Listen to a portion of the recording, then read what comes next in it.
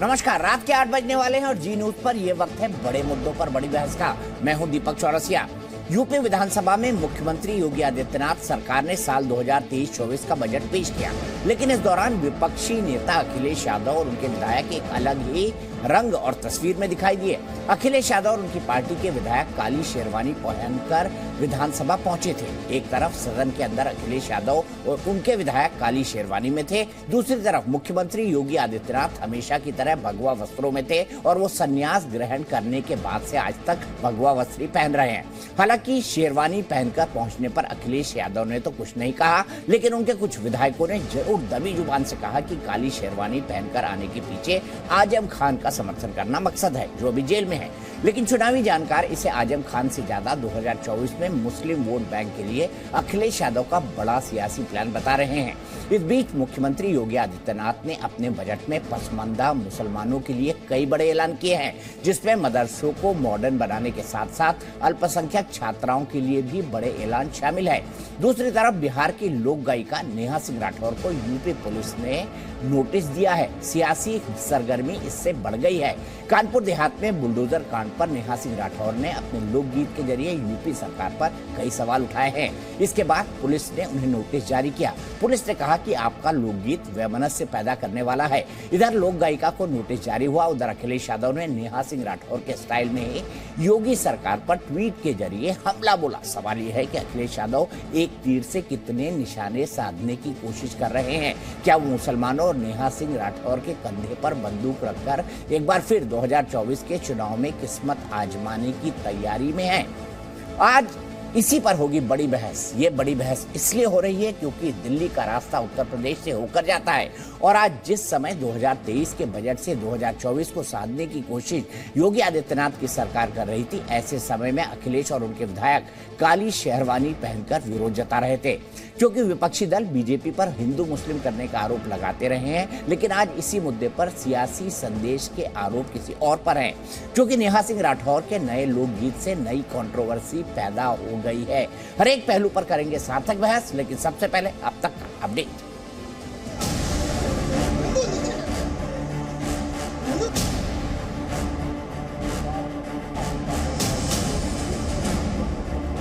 लखनऊ जैसी राजधानी में न जाने कितनी ऐसे लोग हैं जिनको समय पे इलाज नहीं मिल पाता है, उनकी जान चली जाती है।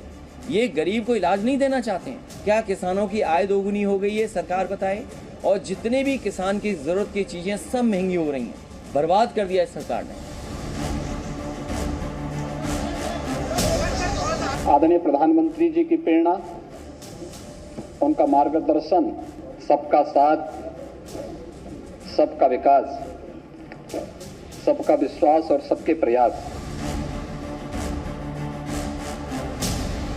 काले कपड़ों का मतलब यह है कि प्रोटेस्ट कर रहे हैं। क्या आप अपोजिशन के नेताओं के साथ आप सौतेला व्यवहार कर रहे हैं, उनके साथ जुल्म हो रहा है? आप सभी का स्वागत है। अपने शासनकाल में अराजकता, गुंडई, प्लाट मकान दुकान कब्जा करना, दंगा कराना, इसके सिवाय उनका कोई काम नहीं था। प्रदेश की जनता इन्हें कभी माफ नहीं करेगी। ये इसका संदेश है कि इस शेरवानी ने और धोती ने मिलकर देश को आजाद कराया है। नहीं, सवाल कौन खड़ा कर रहा मुझे समझ में नहीं आ रहा।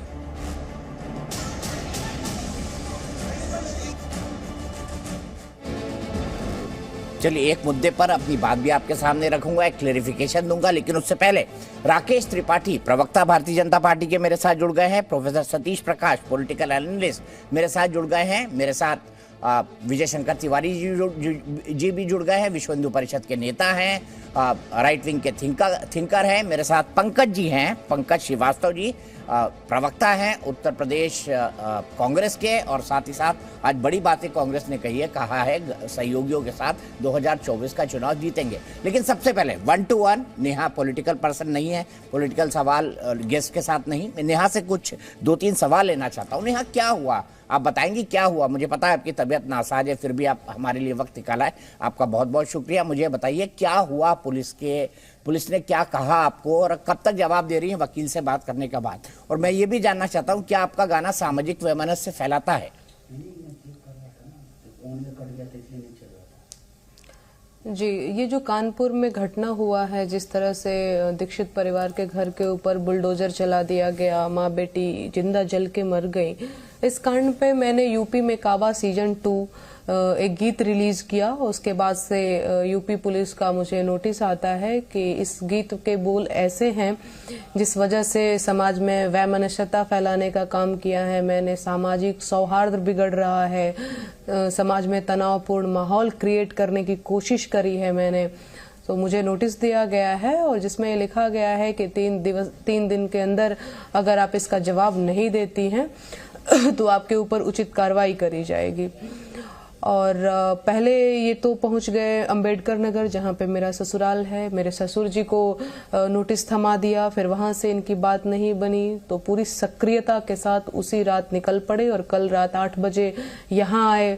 दिल्ली में मुझे जैसे एक क्रिमिनल की तलाश करते हैं पुलिस, उस तरह से मेरे हस्बैंड को कॉल किया कि महिला पुलिस ऐसे कॉल करती है कि मैं यूपीएससी एस्पिरेंट बात कर रही हूँ और आपके हस्बैंड मतलब हिमांशु के बारे में वो आईएएस की कोचिंग कराते हैं, तो मुझे कुछ गाइडेंस चाहिए, एक बार मिल लीजिए मुझसे। ये ऐसे करके जैसे नहीं किसी क्रिमिनल को पकड़ने के लिए पुलिस जाल बिछाती है कि मैं तो कहीं से भी धर लूंगा पकड़ लूंगा टाइप।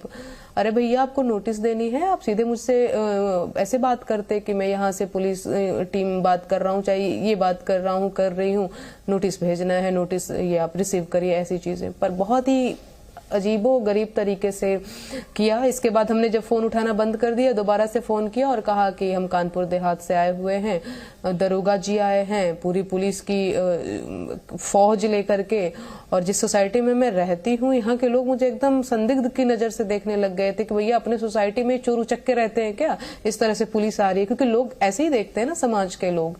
तो ये सारी चीजें किए हैं, मेरे ऊपर आरोप लगाए हैं कि मैं समाज में नफरत फैलाने का काम कर रही हूँ, मैं जो है समाज में तनावपूर्ण माहौल क्रिएट कर रही हूँ। जी, क्या आपका गाना ये करता है, क्योंकि आप पर आरोप लगाया गया है इस नोटिस के जरिए कि आपका गाना सामाजिक वैमनस्य फैलाता है। आपने गाना लिखा है, आपने गाया है, आपको क्या लगता है क्या ये ऐसा करता है? नहीं, मैं आपको भी सुना दे रही हूँ तो आपको भी थोड़ा समझने में आसानी होगी। नहीं, मेरे पास टेक्स्ट पड़ा हुआ है, मैं चला चुका हूँ आपके गाने उनसे भी मैं प्रतिक्रिया जवाब चाहूंगा। नहीं, मुझे अगर ऐसा लगता तो मैं क्यों ही ऐसे गाने गाती जिसकी वजह से समाज में तनावपूर्ण माहौल क्रिएट होता।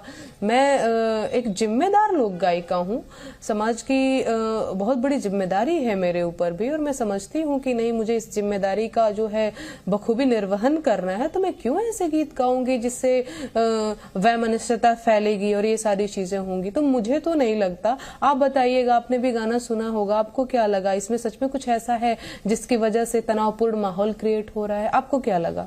देखिए, मेरी व्यक्तिगत राय ये है कि आप बहुत अच्छा गाती हैं, आपने बहुत अच्छा लिखा भी है, आपका दूसरा सीजन भी बहुत अच्छा है, लेकिन सवाल यहाँ पर यह भी खड़ा होता है, एक पत्रकार के तौर पे कौतूहल है मेरे मन में कि आपने पहले गाया बिहार में क्या बा, जब बिहार में चुनाव होने वाले थे, सुशील मोदी और नीतीश कुमार जी चुनाव लड़ने वाले थे, उसके कुछ दिन पहले आपने फिर गाया यूपी में काबा, उसमें आपने बीजेपी के योगी आदित्यनाथ जी चुनाव में जाने वाले थे, ठीक उसके पहले लगभग 3-4 महीने या 4 का अंतराल होगा। अब 2024 के चुनाव होने वाले हैं तो यूपी में काबा का दूसरा सीजन आ गया है।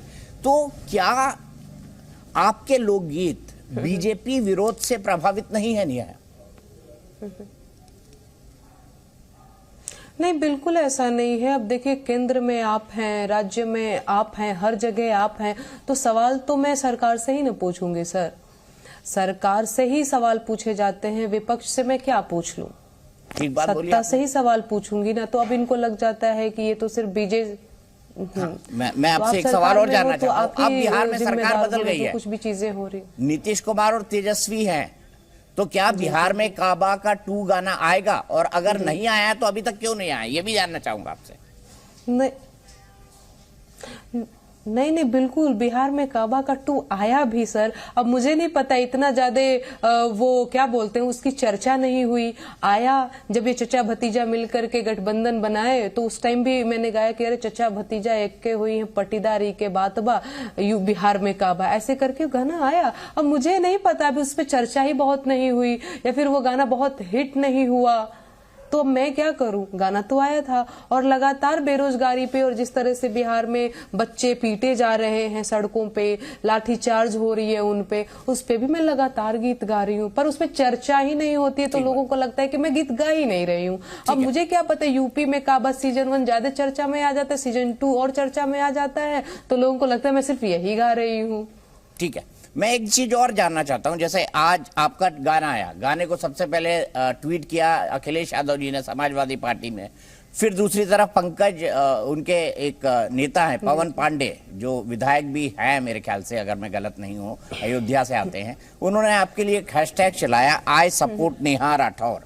और मैं लगातार देख रहा हूं कि आपके जितने भी यूपी गाने होते हैं जो बीजेपी के समर्थन में तो कम विरोध में ज्यादा होते हैं, वो समाजवादी पार्टी ही ट्वीट करती है। क्या ये ट्रेंड है? क्या आपने कभी इसको नोटिस किया है, या वो आपको सपोर्ट क्यों करते हैं, आपने सोचा कभी? नहीं सर, मुझे तो सपोर्ट मैं देख रही हूँ, मैं तो लगातार ट्विटर पे 7वें 8वें नंबर पे मेरा नाम ट्रेंड कर रहा था, तो मैं देख पा रही हूँ कि बहुत सारे लोगों का साथ है मेरे साथ इस वक्त। तो सिर्फ ये जो आप बता रहे हैं यही लोग मेरे साथ नहीं है, पूरी जनता मेरे साथ है। तो मैं तो बड़ा शुक्रिया अदा करना चाहूंगी उन सबका जो मेरे साथ हैं अभी। ठीक है, आपने कहा आप लोकगीत गाती हैं, लोकगीत जो है ज्यादा भक्ति से प्रभावित होते हैं, गांव में लोग क्या करते हैं इससे प्रभावित होते हैं। मैं 2 इंसिडेंट आपको बताता हूं। एक अयोध्या में राम मंदिर का बनना, बड़ा डिसीजन आया, मुझे पता नहीं आपने उस पर गाया या नहीं गाया। अभी काशी विश्वनाथ का कॉरिडोर बना, दूसरा एक बड़ा वो, और अभी रामचरित मैंने उस पे भी गाया। अच्छा, मैंने उस पे भी गाया। रामचरितमानस का विरोध हुआ, इस पर गाया आपने, जो समाजवादी पार्टी के नेताओं ने बड़े लंबे समय तक किया, इस पर गाया? नहीं, देखिए मैं आपको एक चीज बता रही हूँ कि मैं कोई सपा की प्रवक्ता के तौर पे यहाँ नहीं बैठी हुई हूँ, मैं एक लोक गायिका हूँ। मैंने तो ईमानदारी से बोला कि आप एक लोक गायिका है जी। मैं तो मुद्दे पूछ रहा हूँ जिन पर आपने, जिन पे गाया आपने बता दिया। मैं कह रहा हूँ रामचरितमानस का सपा ने लगातार विरोध किया, और भगवान राम हमारे लोक गीतों के सबसे बड़े नायक रहे हैं, भगवान राम और माता सीता। क्या आपने उनके बारे में कोई लोकगीत गाया रामचरितमानस के विरोध पर? बहुत सारे लोकगीत। आपको एक इंटरेस्टिंग बात बताऊं, मेरा पहला रामचरितमानस के विरोध वही जो आप बोल रहे हैं ना कि राम भगवान हमारे लोक, हाँ। नहीं, वो मुद्दा मैंने बहुत अच्छे से देखा नहीं, बहुत लोग मुझसे इस पे सवाल भी पूछे कि वो क्या मैटर है। मैंने कहा मैं उस मैटर को पढ़ती हूँ, अच्छे से देखती हूँ कि उस पे क्या बहुत बात चल रही है, तभी मैं कोई प्रतिक्रिया भी दे पाऊंगी। बाकी धार्मिक ग्रंथों का मैं सम्मान करती हूँ, मेरे घर में खुद ही गीता है, रामायण में लगातार बचपन से मैं पढ़ती भी रही हूँ। और मेरा पहला गीत आजू मिथिला नगरिया निहाल सखिया, चारों दुल्हा में बड़का कमाल सखिया। तो राम जितने उनके हैं, राम उतने ही मेरे भी हैं। ये लोग राम के नाम पे राजनीति करते हैं, उनके किनके हैं सर? करती हूँ उनके किनके हैं? राम तो मेरे प्रिय हैं, जितने उनके हैं उतने मेरे भी हैं। ये उनके कौन है नेहा जी? आप बीजेपी के लिए कर रही हैं? नहीं, ये उनके जो है, नहीं जो उनके हैं वो आप जानते हैं सर। मैं बीजेपी वाले हैं, वही बोलते हैं जय श्री राम, वही राम के नाम पर जो है वोट मांग रहे हैं 25-40 सालों से। बीजेपी वाले ही है। नहीं, राम हमारे भी भगवान हैं, राम हमारे भी भगवान हैं। नहीं, वो उनको पता है कि वो कौन है, मैं क्यों बोलूं। और मैं तो एक लोक गायिका की हैसियत से यहाँ बैठी हुई हूँ, किसी पार्टी विशेष की प्रवक्ता के तौर पे नहीं बैठी हुई हूँ, तो मैं ये सब बहस में नहीं पढ़ना चाहूंगी। बाकी हाँ, आपने वो लोक गीतों की बात करी, तो मैंने मेरा पहला गीत राम के गीत से ही मैंने शुरुआत करी थी अपने भोजपुरी लोकगीत के करियर की। ठीक है, बहुत बहुत शुक्रिया। और आज जो है मैं आपका लोकगीत, ये जो भोजपुरी वाला है, अगर आपने भोजपुरी कहा तो मैं भोजपुरी वाला ये गीत जरूर सुनूंगा। नेहा, आप हमसे जुड़ी, आपने कई सवालों के जवाब दिए, आपका बहुत बहुत शुक्रिया। बहस को शुरू करते हैं, बहस खोलते हैं सीधे। मैं एक चीज साफ करना चाहता हूं, मेरे मुंह से गलती से निकल गया कि आजम खान जेल में है। दरअसल इस वक्त वो जमानत पे हैं, उनको एक केस में 2 साल की सजा हुई थी, लेकिन उनको बेल मिल चुकी है। तो मैं इस गलती के लिए तहे दिल से माफी मांगता हूं। अपने पैनल को इंट्रोड्यूस करता हूं। राकेश त्रिपाठी जी मेरे साथ हैं, सपा से घनश्याम तिवारी जी मेरे साथ हैं, प्रोफेसर सतीश प्रकाश जी मेरे साथ हैं, DK दुबे जी साथ हैं, पॉलिटिकल एनालिस्ट, पंकज श्रीवास्तव जी कांग्रेस के प्रवक्ता मेरे साथ हैं, और विजय शंकर तिवारी जी मेरे साथ हैं। और मैं सबसे कहूंगा, बहुत वक्त है मेरे पास बहस करने के लिए, और हम सिर्फ 120 सेकंड का जो है ब्रेक लेते हैं इस शो के दौरान। शुरुआत में सबसे पहले करूंगा घनश्याम तिवारी जी से। घनश्याम तिवारी जी, आपके पार्टी को बड़ा गीत पसंद आया यूपी में काबा, तो इसका कोई राजनीतिक कारण, या आपको लगा अच्छा सटायर है, योगी जी पे अच्छा अटैक है, गीत भी है, तो चलिए इसको बुला लिया जाए, क्या कहेंगे आप?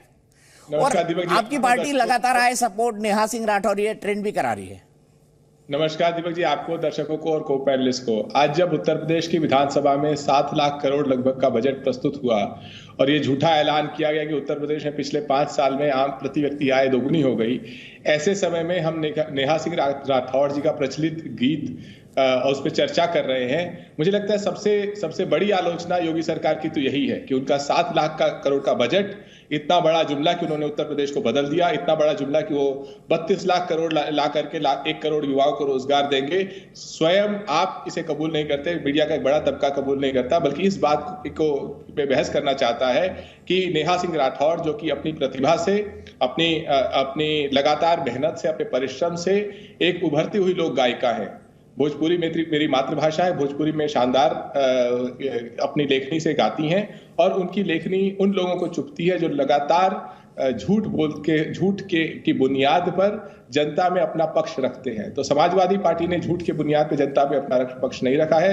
समाजवादी पार्टी ने बेरोजगारी की लड़ाई लड़ी है, महंगाई की लड़ाई लड़ी है। हम भारतीय जनता पार्टी की तरह नहीं कहते कि देखिए उत्तर प्रदेश में 4% बेरोजगारी है, अर्थात केवल 25 में से 1 युवा बेरोजगार है।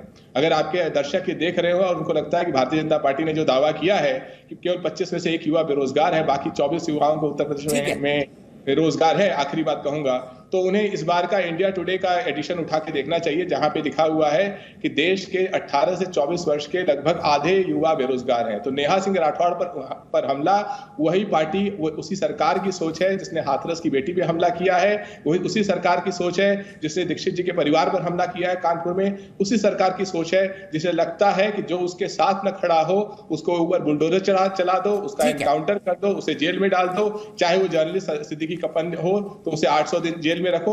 ये उस सरकार की अत्याचारी मानसिकता है। मैं सीधे राकेश त्रिपाठी जी के पास जाता हूं, लेकिन उससे पहले एक बात साफ कर दूं, मैंने 2 मुद्दे बताए थे तमाम पैनलिस्ट को, नेहा वाला इशू भी था और बजट भी एक इशू है। अगले जो है, चूंकि मैं उनको बजट अगर डिस्कशन कर रहा था उसके बीच में लेता ठीक नहीं लगता, तो मैंने उनको पहले ले लिया सम्मान के लिए। और मैं अब सीधे राकेश त्रिपाठी जी के पास चलता हूं। राकेश त्रिपाठी जी, तमाम आरोप, बेरोजगारी, उस पर रिपोर्ट नहीं कि सबसे ज्यादा, आधे से ज्यादा लोग जो है उत्तर प्रदेश के अंदर आधे युवा बेरोजगार हैं, क्या कहेंगे घनश्याम तिवारी जी के इन आरोपों पर, साथ में कि हम बजट को नहीं देख रहे हैं, बजट हमारा चल रहा है, हम सिर्फ नेहा सिंह राठौर को देख रहे हैं? देखिए दीपक जी, बहुत सारे आरोप लगाए हैं घनश्याम जी ने, लेकिन मुझे लगता है कि आंकड़ों की जुबानी अगर देखते तो शायद अपने इन सारे आरोपों से खुद तौबा कर लेते। 3 करोड़ 46 लाख का बजट पेश किया था अखिलेश यादव जी ने, जो अपना अंतिम बजट पेश किया था। आज 3 करोड़ 46 लाख के बजट की तुलना में 6 वर्ष में बजट का साइज बिल्कुल डबल, 6 करोड़ 90 लाख रुपए आज भारतीय जनता पार्टी की योगी आदित्यनाथ सरकार ने किया है। यानी 6 वर्ष में उत्तर प्रदेश की हम बजट को दोगुना करने का काम करते हैं। यह उत्तर प्रदेश में विकास का एक सूचकांक दिखाई पड़ता है। 14.4% बेरोजगारी की दर थी, जिसको स्वीकार नहीं करना चाहते हैं, और आज उत्तर प्रदेश बेरोजगारी की दर राष्ट्रीय औसत से नीचे 4.2 है। यह उत्तर प्रदेश का परिवर्तन है। वो उत्तर प्रदेश आज जो देश के जीडीपी में 8% की हिस्सेदारी रखता है, यानी बीमारू राज्य कभी उत्तर प्रदेश कहा जाता था, यह बीमारू राज्य आज बहुत तेज गति से नंबर 1 राज्य बनने के लिए तेजी से आगे बढ़ रहा है। आज केंद्र की तमाम सारी योजनाओं में उत्तर प्रदेश की परफॉर्मेंस नंबर 1 है।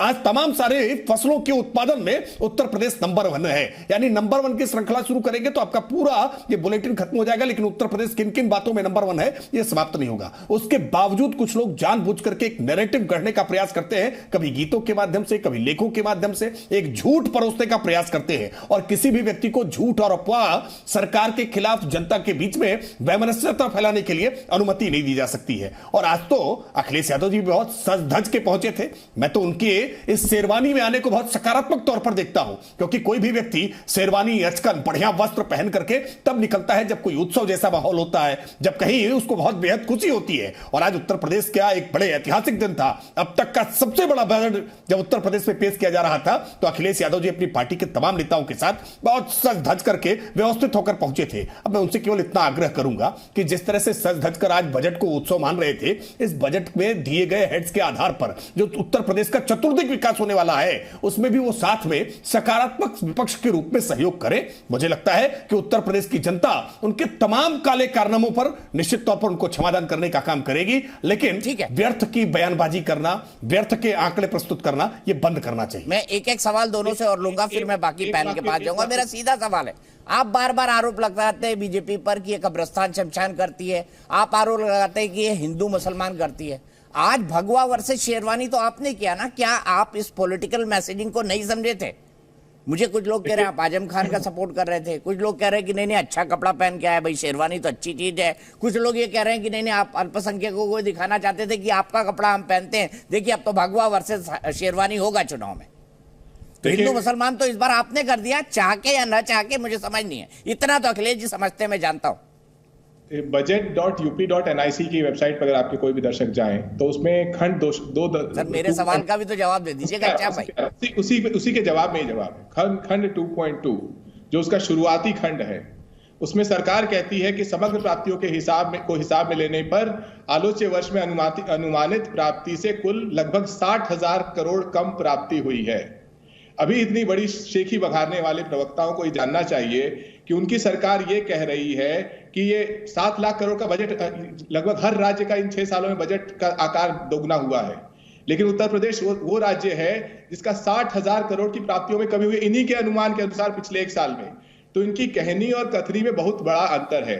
जो आपका सवाल है, मुझे लगता है कि इस देश का जो ध्वज है तिरंगा है, इस चीज को मानने में आरएसएस को 50-52 साल लगे। पता नहीं भारतीय जनता पार्टी आज तक ये मान पाई है, आदित्यनाथ इसे मानते हैं नहीं मानते हैं, हम सब मानते हैं। भाषा में, धर्म में, जाति में और सोचने के तरीके में देश को नहीं देखते, हम देश को इसकी सब रंगी स्वरूप में देखते हैं, और यही समाजवाद है। आपके देखने से नहीं होता ना घनश्याम जी, प्रवक्ता पूरे वोट नहीं दिला पाता, नेता भी नहीं दिला पाते, वोट जनता को देने और उन्होंने ही निकल के जाना है। मैं राजनीति में संकेत बहुत महत्वपूर्ण होते हैं, तो मैं आपसे ये जानना चाहता हूं, ये आपको नहीं पता था कि अगर आप ये पहन के जाएंगे तो भगवा वर्सेस शेरवानी हो जाएगा, वो भी काली शेरवानी? बिल्कुल सही बात है। देखिए अगर आपने कहते कि वोट जनता देती है, उत्तर प्रदेश में स्वयं अपने नेतृत्व में अखिलेश यादव जी को 3 करोड़ वोट मिले। भारतीय जनता पार्टी उनके 18-19 मुख्यमंत्रियों की फौज, 10,000 करोड़, नरेंद्र अडानी युग का हजारों करोड़ का खर्चा, उसके बाद भारतीय जनता पार्टी को 3 करोड़ 80 लाख वोट मिले। यही लगभग 1 साल पहले चुनाव हुआ था। तो हमें समूचा उत्तर प्रदेश हमारी समाजवादी सोच पर वोट देता है। हम आदित्यनाथ जी की तरह नहीं है कि हम एक रंगी सोच, एक वेशभूषा, एक तरह का लहजा, एक तरह का अटैक, एक तरह का बुलडोजर, एक तरह का अत्याचार, एक तरह का झूठ और एक तरह की राजनीति करें। हम हर तबके की वेशभूषा पहन सकते हैं, हर तबके को रिप्रेजेंट कर सकते हैं, और जब जैसा हमें ये अवसर मिलेगा उस मंच में अपने पसंद का, ये लोकतंत्र है, अपने पसंद की वेशभूषा पहनने का अधिकार सबको है।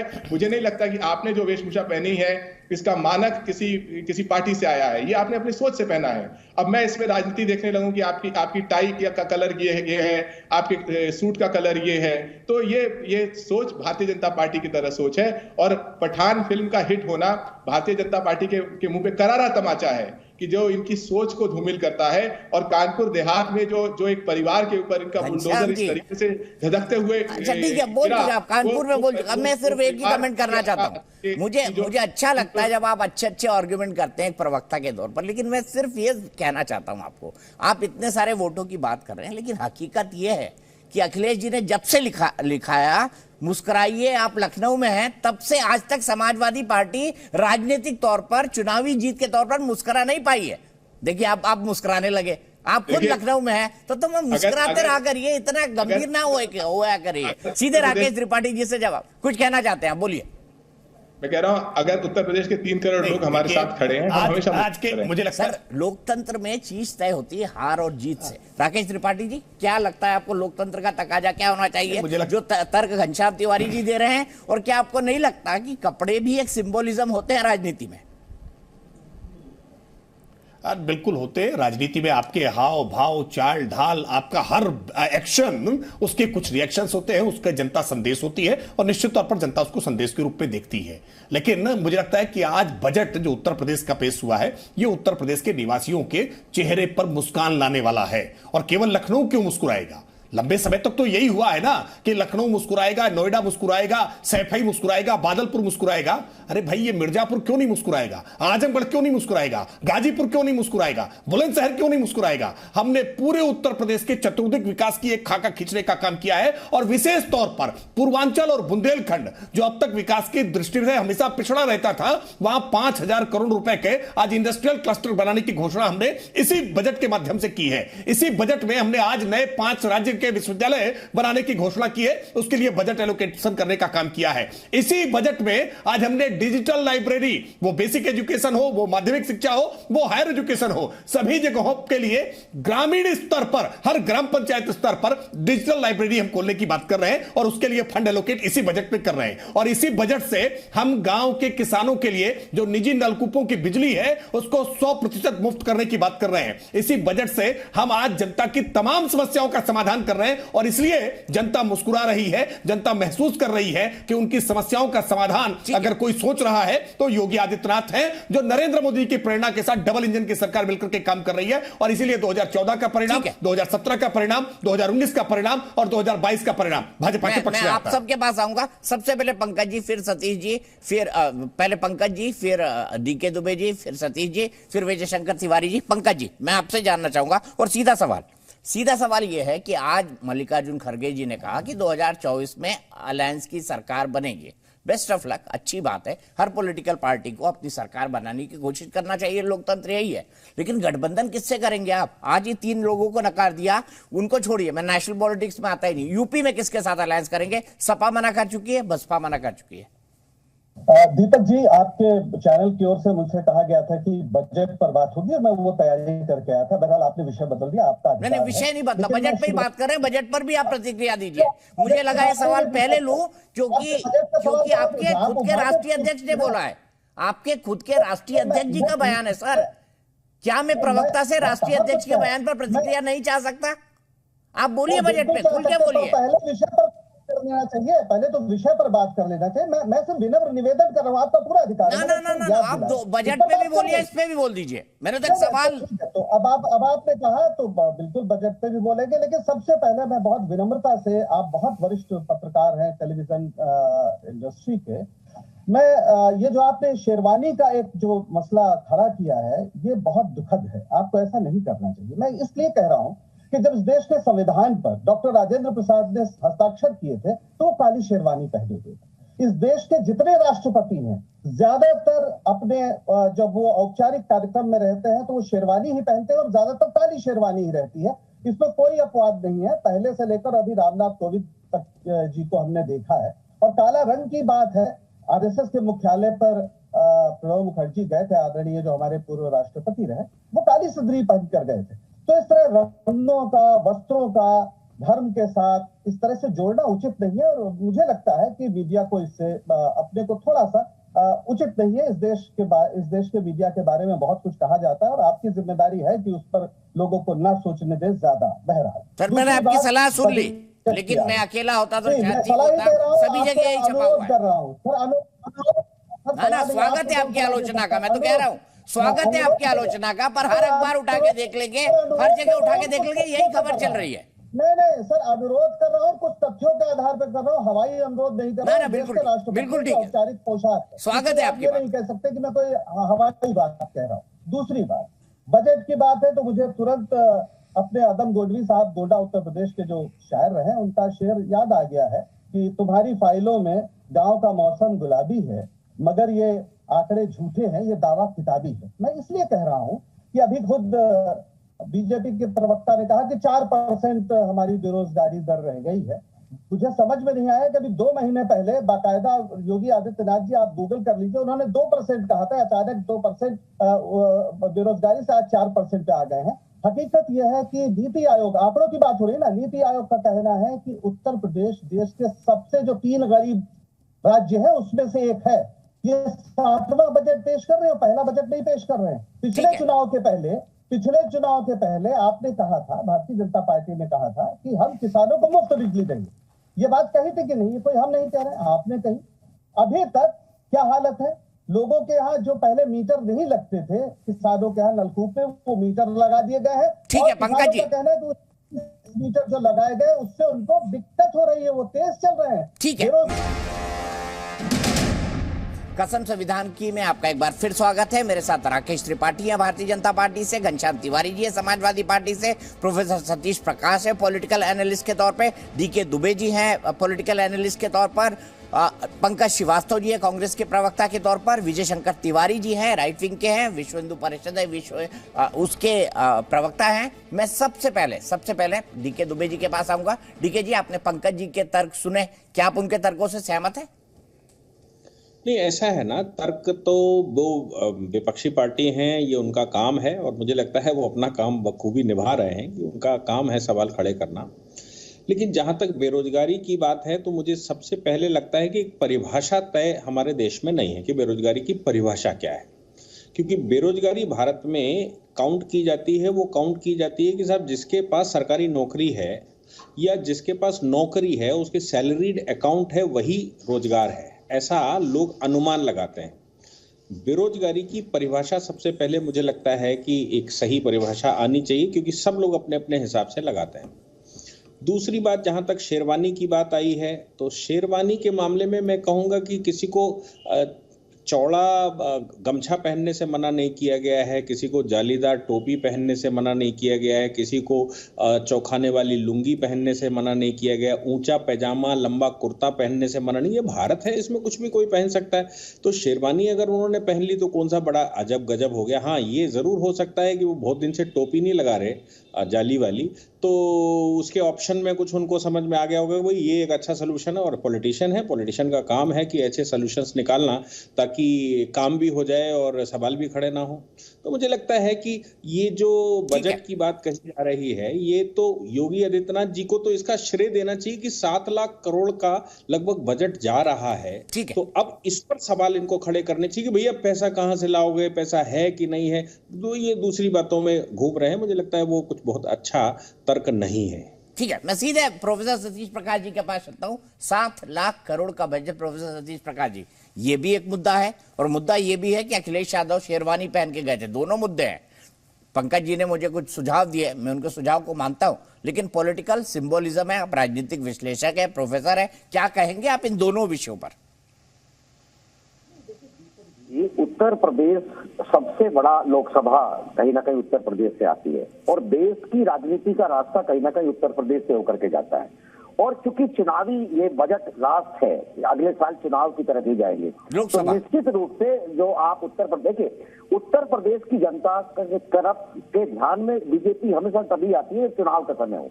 बाकी चुनाव होने के बाद में उत्तर प्रदेश के लोग ना केंद्र सरकार को नजर आते, ना तमाम भारत की तमाम योजनाएं। देखिए, आप उत्तर प्रदेश से खुद आदरणीय मोदी जी, उनकी जन्मस्थली तो कहीं ना कहीं गुजरात है, लेकिन अगर उनकी राजनीतिक स्थली देखेंगे तो उत्तर प्रदेश है। लेकिन अगर आप पूरे सरकार के संसाधनों का बंटवारा अगर देखेंगे, अगर आप वंदे मातरम ट्रेन को देखेंगे तो क्या उत्तर प्रदेश के हिस्से में कितना आई? अगर आप बुलेट ट्रेन को देखें, क्या उत्तर प्रदेश के हिस्से में आई? वो भी कहीं ना कहीं गुजरात के हिस्से में जाएगी। अगर आप सबसे बड़ा हॉस्पिटल देखेंगे, वो भी कहीं ना कहीं गुजरात की तरफ जाएगा। अगर आप इंटरनेशनल जो इन्वेस्टमेंट की बात कर रहे हैं, अभी प्रस्ताव है ये, अभी अगर सरकार को लगता है कि उत्तर प्रदेश सरकार के पास जो इंफ्रास्ट्रक्चर डेवलपमेंट का पैसा नहीं है, तो इससे पूर्व की सरकारों ने बाकायदा केंद्र सरकार से मांग की है कि 1 लाख करोड़ रुपए 2007 में बहुजन समाज पार्टी की सरकार थी, उन्होंने तत्कालीन कांग्रेस सरकार से ही मांग करी थी कि उत्तर प्रदेश एक बड़ा राज्य है और यहाँ कहीं ना कहीं बनिस्पत दूसरे स्टेट की तुलना में विकास अभी थोड़ा धीमे है। उसके बाद में समाजवादी पार्टी ने यही कहा था लेकिन जब 2014 का चुनाव हुआ तो बाकायदा बीजेपी ने उत्तर प्रदेश की जनता से वादा किया था कि अगर केंद्र में हमारी सरकार होगी तो उत्तर प्रदेश को हम विशेष पैकेज भी देंगे। तो आज वो विशेष पैकेज है कहाँ? 2017 से लेकर के 2000 आपने 5 साल सरकार चला ली, लेकिन आप ये भी बताइए ना, देखिए मुद्दा महत्वपूर्ण ये नहीं है कि आपने बजट का साइज कितना बनाया, महत्वपूर्ण ये है कि जो बजट का एलोकेशन है उसका कितना पैसा आप खर्च करके आए। अगर पिछले बजट का आप पैसा देखेंगे तो उत्तर प्रदेश की सरकार पिछले बजट का अभी 70% ही यूज कर पाई है। 30% पैसा कहीं ना कहीं अभी बजट का झुका जो है। ये बात मैं इसलिए कह रहा हूँ कि अभी 2 महीने पहले योगी जी ने बाकायदा PWD एक विभाग है जिसकी जिम्मेदारी है कि जो सड़कों की मरम्मत और सड़कों की रखरखाव के लिए एक विभाग है, तो योगी जी ने बाकायदा नाराजगी दिखाई और ये कहा कि आपके पास अगर हम एलोकेशन कर रहे हैं तो आपने क्यों नहीं कर दिया। तो ऐसी सरकार से क्या फायदा भाई? अब सतीश प्रकाश जी, 10 कह दीजिए। सतीश प्रकाश जी, मैं आपके आरोपों का सम्मान करता हूं, मैं आपके आरोपों का सम्मान करता हूं, लेकिन सिर्फ एक बात कहना चाहता हूं। मैं सभी राजनीतिक पार्टियों के प्रवक्ताओं से एक ही बात समझना चाहता हूं कि ऐसा क्या चीज है कि 2014 भी जीत गए, 2017 भी जीत गए, 2019 भी जीत गए, 2022 भी जीत गए। विजय शंकर तिवारी कोई जादुई चिराग है क्या इन तमाम पॉलिटिकल पार्टीज के पास? आपको क्या लगता है? और ये शेरवानी और ये जो राजनीति है भगवा वाली, इस पर आप क्या कहेंगे? क्योंकि आज का ट्रेंड, सबसे बड़ा ट्रेंडिंग टॉपिक यही है। देखो दीपक जी, जहाँ तक पहनने वाली बात है, शेरवानी की बात है, उसमें मैं ये कहना चाहूँगा कि जो राजनीतिक व्यक्ति जब भी कोई कदम बढ़ाता है तो उस राजनीतिक सोच के अनुसार ही बढ़ाता है। और मैं समझता हूँ, जहाँ तक मैं समझ पाया हूँ, कि अखिलेश जी ने आज शेरवानी पहन करके और सज धज कर जो गए हैं विधानसभा में, उन्होंने प्रदेश की जनता को बता दिया चिंता मत करो। मैं जब श्री राम जन्मभूमि के समय जब वो ढांचा गिरा था, उस समय मैं जो था मैं आज वही हूँ। आज मैं भले ही दलितों की बात करूँ, आज मैं भले ही ब्राह्मणों की बात करूँ, आज मैं भले ही ठाकुरों की बात करूँ, उस पर आम समाज विश्वास नहीं करना चाहिए, क्योंकि मैं वो हूँ जो उस समय ढांचा गिरने के समय था, और वो हूँ जब कार सेवकों को मारा गया था। मैं वही हूँ जब मैंने ये कहा था कि जितने मारे गए मर जाएं, आगे और भी मारना पड़ता तुम्हारे लिए मारता। अखिलेश यादव ने आज ये संदेश पूरे उत्तर प्रदेश की जनता को जरूर दे दिया है कि हम बदले नहीं हैं, हम पहले भी वही थे, आगे भी वही रहने वाले हैं। ठीक है, सीधे मैं घनश्याम तिवारी जी के पास चलता हूं, उनकी पार्टी पर सीधे आरोप है। घनश्याम तिवारी जी, एक सप्लीमेंट्री में और जोड़ना चाहूंगा। विजय शंकर तिवारी जी ने जो कहा, पंकज भाई ने जो कहा, सबके अपने विचार है, मैं सम्मान करता हूं, लेकिन एक चीज जरूर मैं आपसे पूछना चाहता हूं, और वो सीधा सवाल ये है कि पंकज भाई ने आप पे कई आरोप लगाए। अभी 2 इंसिडेंट बताता हूं। पहले रामचरितमानस पर विवाद, आपके यहाँ पोस्टर लग गए, अखिलेश जी ने एकाएक पोस्टर हटा दिए, पहले स्वामी प्रसाद मौर्य का समर्थन कर दिया। अब ये वाला नया परसेप्शन कपड़ों का, क्या आपको लगता है कि ये लॉन्ग टर्म में जो है, जब वोट की बात आएगी तब गड़बड़ करेगा या गलत संकेत देगा?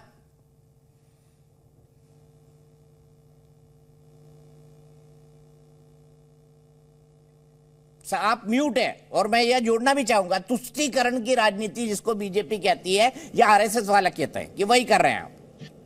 मैं आपके दर्शकों से कहना चाहता हूं कि जैसा आप सभी लोग कह रहे हैं, 2014 में जिस सरकार को आपने जिताया, 2017 में जिताया, 2019 में जिताया, 2022 में जिताया। 2014 में सरकार ने कहा अच्छे दिन लाएंगे, 2 करोड़ युवाओं को रोजगार देंगे, अकाउंट में 15 लाख रुपए देंगे, काला धन लेकर के आएंगे। उन्होंने कहा था कि ये जैसा भी अडानी घोटाला सामने आ रहा है, ऐसा कोई घोटाला नहीं होने देंगे, किसानों की आय दोगुनी हो जाएगी। अगर ऐसा कुछ हुआ है तो बधाई, क्योंकि ऐसा कुछ आम लोगों को पता नहीं है। ठीक है, दूसरी बात कि ये सरकार अभी कह रही है कि जैसा अभी राकेश त्रिपाठी जी ने कहा कि उत्तर प्रदेश में 100 में से 96 लोगों के पास, युवाओं के पास रोजगार है, केवल 4 युवा बेरोजगार हैं। और उसको आप या तो उसके पास स्वरोजगार है, अपना व्यापार चला रहे हैं, भविष्य के अडानी बनेंगे, या फिर वो सरकारी नौकरी कर रहे हैं जो मोदी जी और योगी जी ने दिया है। पिछले 24 साल, जो आज 24 साल का युवा है, पिछले 14 साल देश में भारतीय जनता पार्टी की सरकार रही है। तो आज अगर वो बेरोजगार है तो उसकी जिम्मेदारी जो भारतीय जनता पार्टी की है, अगर उसके पास रोजगार है तो उसका श्रेय भारतीय जनता पार्टी का।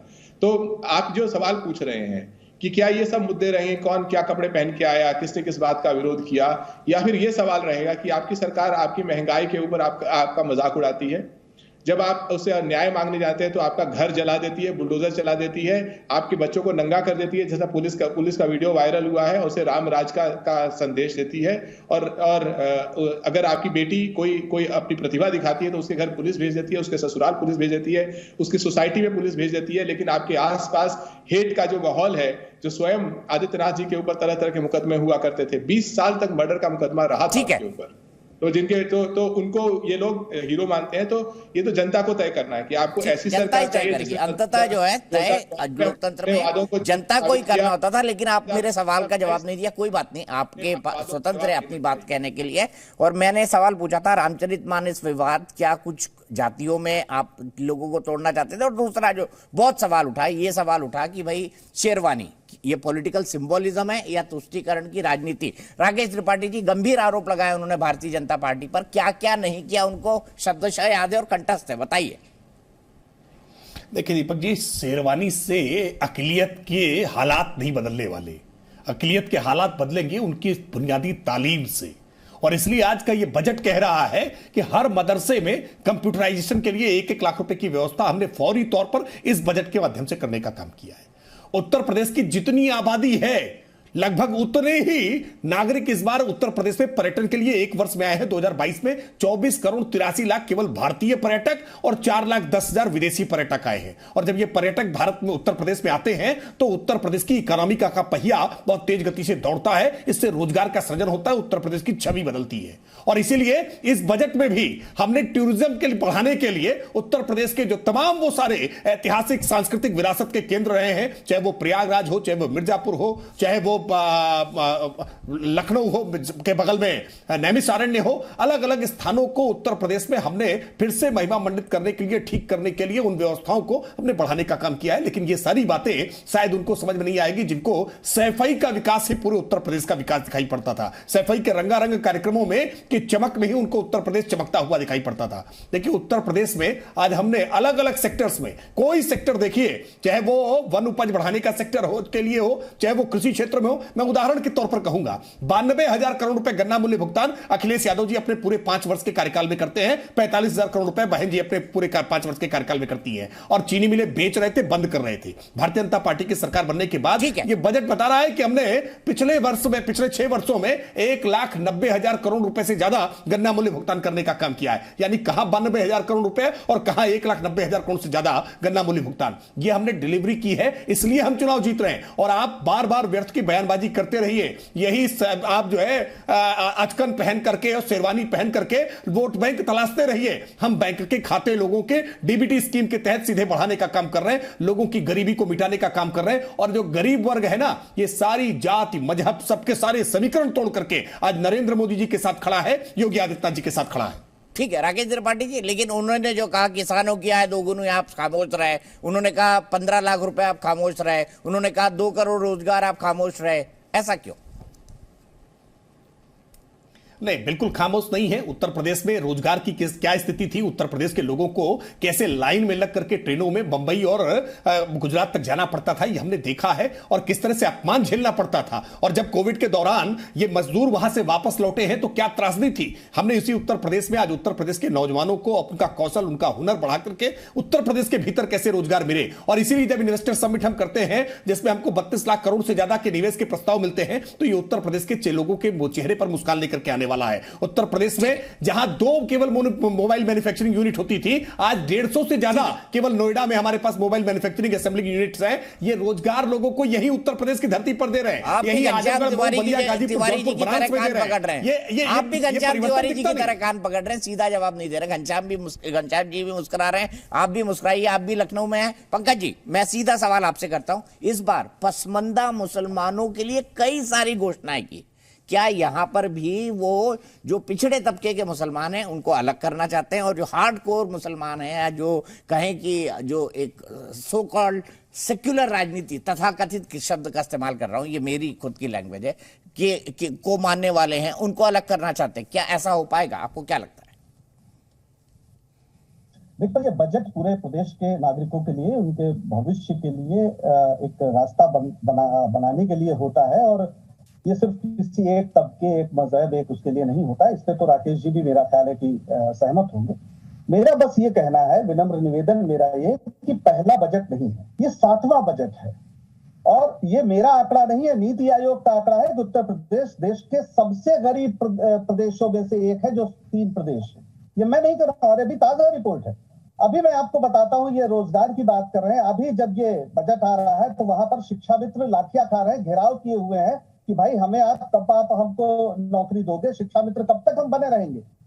उस समय अभी 2021 के जून में सुप्रीम कोर्ट में योगी सरकार ने कहा था कि हमारे यहाँ करीब 73,000 पद शिक्षकों के खाली है और हम 50,000 बस भर देंगे अक्टूबर तक। अक्टूबर 2022 भी निकल गया, अभी तक कुछ नहीं हुआ। ठीक है, सीधा सवाल ये है कि आप क्या नौकरियां दे रहे हैं? किसानों के बारे में आपने कहा था, चुनाव के पहले कहा था कि ना हम बिजली का बिल माफ कर देंगे, किसानों को मुफ्त बिजली मिलेगी। अभी भी आप दागीगे कर रहे हैं, क्यों नहीं माफ हुई भाई? उसके बाद ये दूसरा बजट है। ठीक है, मैं एक क्विक कमेंट सतीश प्रकाश जी का ले लूं। किसको बेवकूफ बना रहे हैं? सीधे से मसले हैं, सीधे से आंकड़े हैं, आपके आंकड़े हैं। ठीक है, राकेश जी क्लोजिंग कमेंट देंगे। सतीश प्रकाश जी, पसमंदा मुसलमान कितना बड़ा फैक्टर आपको लगता है कि ये योगी जी जो है सबका साथ, सबका विकास, सबका प्रयास, सबका विश्वास, उसकी बात कर रहे हैं?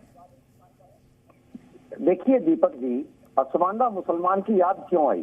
पूरे भारत में सारी दुनिया ये जानती है कि धर्म की राजनीति को अगर कोई हरा सकता है तो वो सामाजिक न्याय की लड़ाई है।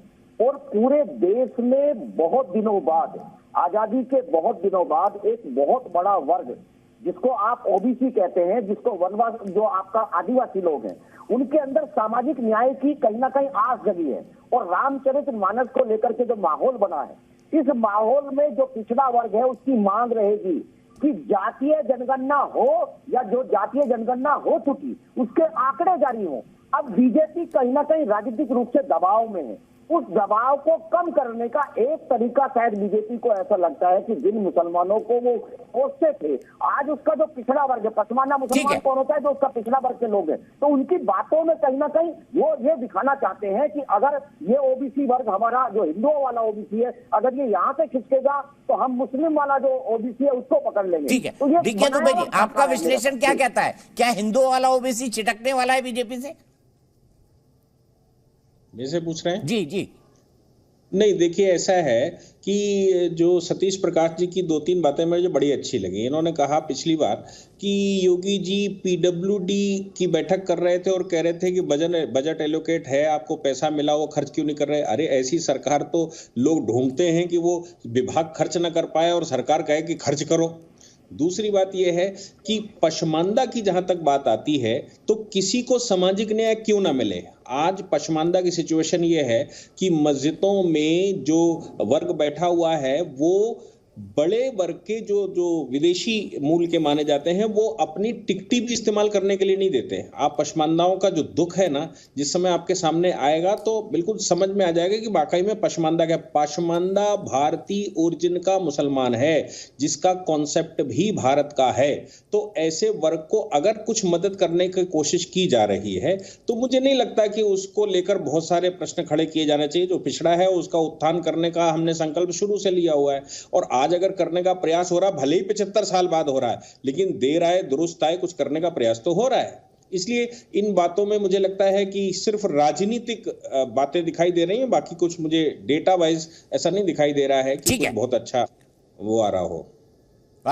राकेश त्रिपाठी, आपका कंक्लूडिंग कमेंट, क्योंकि मुझे वाइंड अप करना है।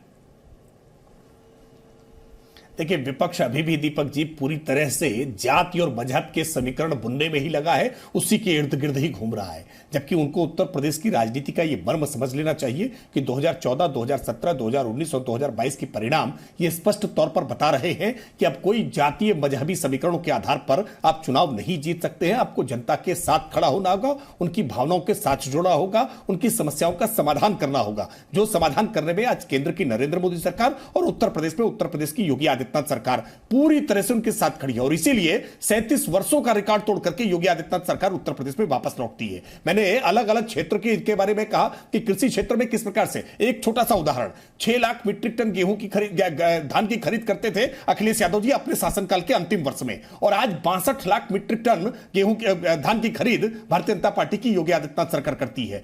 हम अगर गेहूं की खरीद या धान की खरीद ज्यादा से ज्यादा किसानों से करते हैं तो ज्यादा उनके खाते में पैसे पहुंचते हैं। बाजार हस्तक्षेप मूल्य योजना के कारण अगर आलू के किसानों को आलू का दाम ज्यादा मिल रहा है तो निश्चित तौर पर वो भारतीय जनता पार्टी को वोट देगा। आपने अपने शासनकाल में न केवल कानून व्यवस्था को बिगाड़ करके रखा था बल्कि भ्रष्टाचार का एक भारी संजाल इसी जाति मजहब के समीकरण के इर्द गिर्द बुन रखा था। अलग अलग जिलों में पैरेलल शासन व्यवस्था चलाने के लिए अतीक अहमद और मुख्तार अंसारी सरीके माफिया अपराधी आपके साथ होते थे, जिन पर आज बाबा का बुलडोजर चला है जो लोगों के भरोसे का प्रतीक बना है। ठीक है, चलिए यहीं पे मैं रोकूंगा। आप तमाम लोग, पंकज जी आपका, घनश्याम जी आपका, सतीश जी आपका, विजय जी आपका, राकेश जी आपका और दुबे साहब आपका बहुत बहुत शुक्रिया, बहुत बहुत धन्यवाद। मैं हमेशा कहता हूँ एक चीज, सोचिएगा जरूर, राजनीति में जो होता है वो कभी नहीं दिखता और जो दिखता है वो कभी नहीं होता। समझिएगा, संकेतों की राजनीति होती है और उसी के आधार पर इस देश की जनता जो बेहद समझदार है, दुनिया का सबसे बड़ा लोकतंत्र चला रही है।